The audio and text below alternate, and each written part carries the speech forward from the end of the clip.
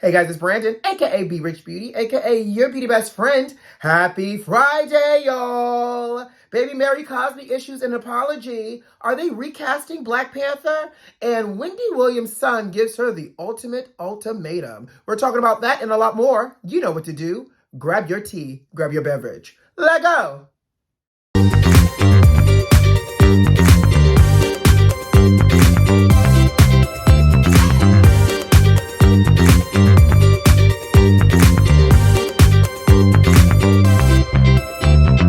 Hey beauty bestie, how you doing out there, sugar? Happy Friday, and thank God it's Friday. Tick-tock goes the clock. Y'all know next weekend is Christmas? Are y'all prepared for it?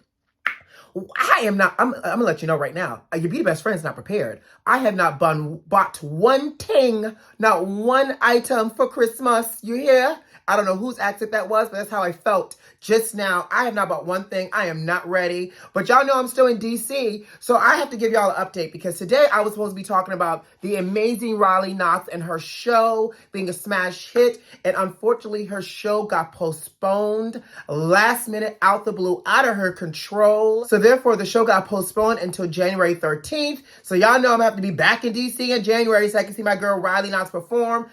When I tell you, I was salivating to see her perform. But we got a chance to come together and love on Riley last night at a dinner. I'm gonna show y'all the photo right here because it was just a real great, you know how friends need to, it's always great when friends can rally together, and we had a really good rallying moment because obviously, Riley was disappointed. She was really excited for the show, and to perform. And so we said, sis, we got you. We're gonna uplift you in love and surround you. I'm gonna wrap you up in my love all over. And that's what we did last night. So stay tuned because I will be talking about this again in January when the show actually happens. So I cannot wait. What y'all got planned for the weekend, y'all? Anything good? Are y'all continuing on with your holiday shopping? I've decided as of today, I'm going to actually go to Atlanta. So I'm actually flying home today, and I will be flying to Atlanta on Thursday. And I'm actually going to be in Atlanta, getting a little holiday treat. Take that how you want. And also Horrible Decision is on tour and they're in Atlanta on Friday. So I will be seeing the Horrible Decision show in Atlanta on Friday. Homegirl, Wheezy, Mandy, everybody's going to be in the house. If you're in Atlanta and you want something to do on Friday night, go down to Horrible Decision on Instagram and see if you can get yourself a ticket to be in the building, sugar, because I know for sure it's entertaining. I'm excited that I'm going to get a chance to see her in the ATL. So I'll be in Atlanta this weekend, spending time with friends and family, and I'll see y'all on Monday with Hot Topics, and I'm going to just let y'all know, honey, Jeremy better be back to work. But y'all ready to jump into these Hot Topics? Let's do it. Help, I've fallen and I can't get up is exactly what this guy is saying, who fell down his spiral staircase and broke his back. He was on his way to work, y'all. He got caught on the corner of bedroom and home office, fell down his stairs and hurt himself at home, and he filed a workers' compensation claim with his employers, and the employers denied it. Now, my question to y'all beauty besties is, his employer denied his claim. Was the employer in the right or wrong for denying his claim for workers' comp? Now, the guy said, oh, you don't want to pay? Well, I'm going to take it down to the courts. And the court has now declared that he is entitled to workers' compensation from his job because he fell on his way to his home office as he was going to work from home. Now, I think the judge is right. The court system is right. We're now living in a whole new normal, and we're now required to either work a hybrid schedule, a few days from home, or we're still working remotely from home altogether. And I think it's the same way as if I got in my car and was driving to work and something happened to me, God forbid, and it would be a workers' comp because I was driving to work, or I'm at work, I leave work, I'm on a break, or I go grab lunch for the office and something happens, it would be a workers' comp claim. Or I got to work and on the way into work, I slipped and fell. It would be a workers' comp claim. So the fact that this man is going from his bedroom to his house, slipped and fell, and as he was about to clock in for work, or as he was clocked in for work, who knows, he might have started on a business phone call upstairs, getting dressed, came downstairs, forgot that he had slippery socks on, and whoop, see Daisy, he came down the stairs and broke his back, but he was on the phone doing work. I think he's justified. Now, I also think this is real juicy because how many of y'all got stairs in y'all house and y'all work from home? I think this is now about to open up a whole new caseload of workers' comp claims. Don't get crafty, y'all, but now y'all can claim any at-home accident as long as you're on the clock. I think it's quite interesting. Let me know your thoughts here. Is the court system in the right declaring this a workers' comp claim? Or was his job in the right for denying his workers' comp claim since he did fall in his house? And does he get two payouts? Does he get homeowners insurance like on at-home damages and along with his workers' comp claim? I just know that he is rolling in the dough as he goes into the holiday season. All right, y'all, let's move on to the next topic. Well, baby, I knew this was going to happen. So Mary Cosby from Real Housewives of Salt Lake City has now officially issued an apology for an insensitive comment that she made during one of the episodes. Now, I saw this unfold and I was like, oh God, not only is Mary crazy, Mary does not have a filter over what comes out of her mouth. Now, on the Veil trip, Mary made a comment about thugs being from Mexico. I'm going to play a little snippet of the clip and y'all can see it and we're going to talk about it. I see a thug. Like, those Mexican people that make all those drugs. Thank you for giving me one. I got more tears than you. Now, the moment she said this, I said, this is going to come back to bite her in the behind. But this also, let's keep this into perspective, right? Mary is the same person who also said that anytime she sees a group of black people in front of a 7-Eleven, she does not go in. So the fact that she's now saying this about people in Mexico and now also what she said about her own people, to me, this apology, an apology is up here. Y'all can read it. And we're going to talk about this apology in a second. To me, this apology, ma'am, and the fact that you're leaning in saying as a black woman, you've experienced racism firsthand. I don't doubt that you've never experienced racism firsthand, but we all know that just because you've experienced something firsthand does not mean it gives you a permission slip of being biased against somebody else, okay? And the fact that you said these comments about these people was wrong, Mary, and now the folks are holding you accountable. And just because you issued an apology does not necessarily mean that this demographic that you just attacked gives you absolution. Is it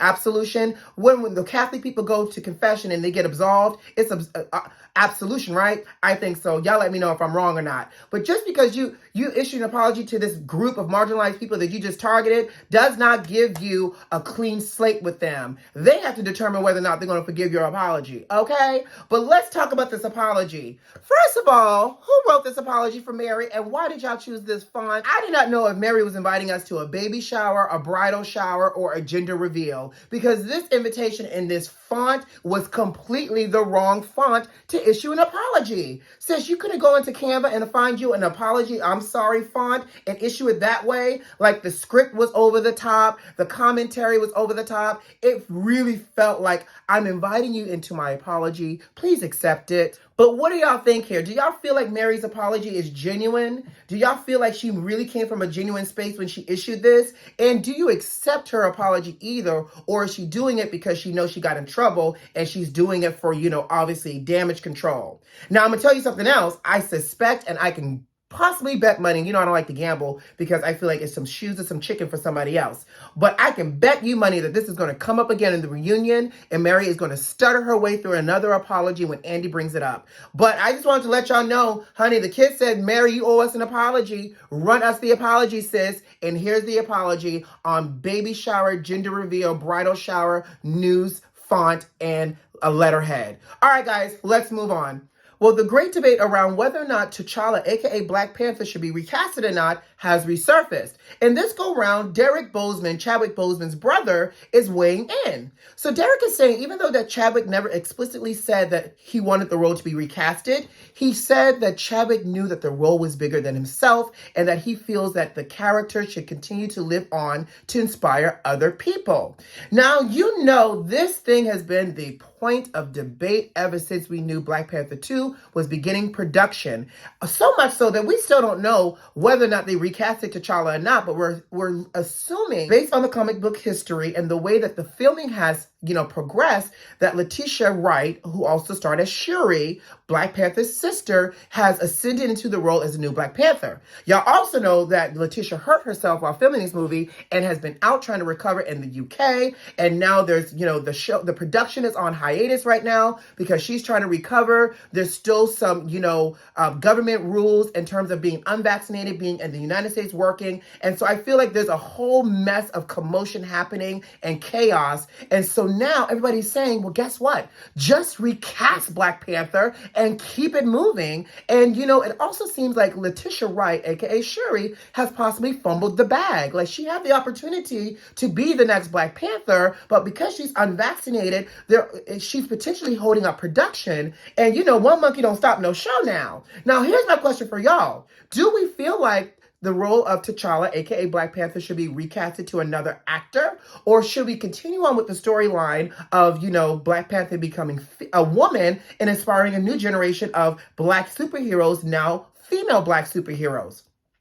Now, I'm invested. I love the original Black Panther. I love Chadwick Boseman. I also feel like this role was not tied to one human. The same way there's been 57 Supermans, 38 Batmans, 36 James Bonds, and everybody else, these characters live on beyond one physical human. And even though we love Chadwick deep down in our soul, they need to give it up, recast, and we have so many great Black handsome actors out here that could easily step into the role. John Boyega, Kofi Cerebo, Trevante Rose, John David Washington, and the list goes on and on. Why not give one of these fine, young, Black, strapping gentlemen of an actor an opportunity to ascend into Black Panther? And we, as a consumer, will also have to know that we cannot hold the Chadwick Boseman expectation onto whoever they recast, because guess what? Like any and all of the other franchises, no matter if you're a comic book fan or not, it's beyond just one person. All I ask is that this person that's taken on this role is damn good in terms of an actor and damn good looking to look at, okay? So what are your thoughts here? Do we continue on with Letitia Wright as, the new Black Panther? Because I'm assuming that's what it is. It's not confirmed, but, we're going to put two and two together here. Or do we recast altogether and hire a new actor to take on Black Panther? Especially since we got the approval of Chadwick Boseman's brother, who says that Chadwick would want it to live on beyond him. Y'all let me know. Well, Wendy Williams is back in the news, and not because she's returned to her purple chair. And side note, I actually caught an episode of Wendy Williams this week on Tuesday, and Sherry Shepherd did a very good job hosting. I was actually so surprised. Listen, Sherry, I might have to have me I vote for Sherry Shepherd 2022 little flag and start a whole online Twitter movement for her to be the replacement, because she's actually really good. Now, y'all know they've also introduced who the guest stars are going to be, even going into January. So as of right now, Wendy still isn't coming back. And I'm telling you, she's back in the news because apparently word on the curb and across the street is her son, Kevin Jr., is giving his mother an ultimatum. And so sources close to the family is saying Kevin is saying to her, "Mom, get help, or otherwise I will no longer be in your life." And so photos surfaced over the weekend. Like, I guess Wendy's back in New York, and she was photographed out with Kevin Jr. Now with Kevin Jr. giving her this ultimatum, it has me thinking, Wendy, are you still on that stuff? Is he giving you this ultimatum? Because obviously, she has Graves' disease and some other physical ailments that obviously she can't control. So the only thing I can think about, if he's saying, "Mom, get help," is that she's still battling some form of substance abuse here. And if that's the case, Kevin is saying, I ain't putting up with your issue anymore because it's embarrassing. You're spiraling out of control. And I'm going to tell you, Wendy looks weathered. She does not look well. So here's the thing. Does her son, and he's coming from a place of tough love. We can all see that. But can he afford to give his mother an ultimatum? Because Kevin Jr., I don't know if your daddy, Kevin Sr., got the resources and funds to be able to subsidize your lifestyle if you completely shut your mother out. And again, granted, I'm sure Kevin Sr. got some money because obviously he divorced Wendy and she raked over a lot of money to him. But he's basically saying, "Mom, I'm done." And if he's done with his mother, I'm sure Wendy's going to be like, "Well, I'm not going to continue to pay your bills, child." But I hope she gets some help, because at the end of the day, whether she returns back to our TV screens or not, this is becoming really, really sad. So much. And it's sad when your child has to step in to say, "Get some help, sugar." So we're sending all types of good energy to Wendy for healing. But y'all signing the Sherry Shepherd petition to take over the show for 2022? I just want to know, because if you do and you plan on starting it, tag your beauty best friend, because I might sign up too. All right, guys. And on that note, I got to go. You know what to do. Subscribe to the channel if you like this video if you like, leave me a comment. Most importantly, check the notifications and make sure they are turned on. Who loves you? I do. See you Friday. Bye, guys.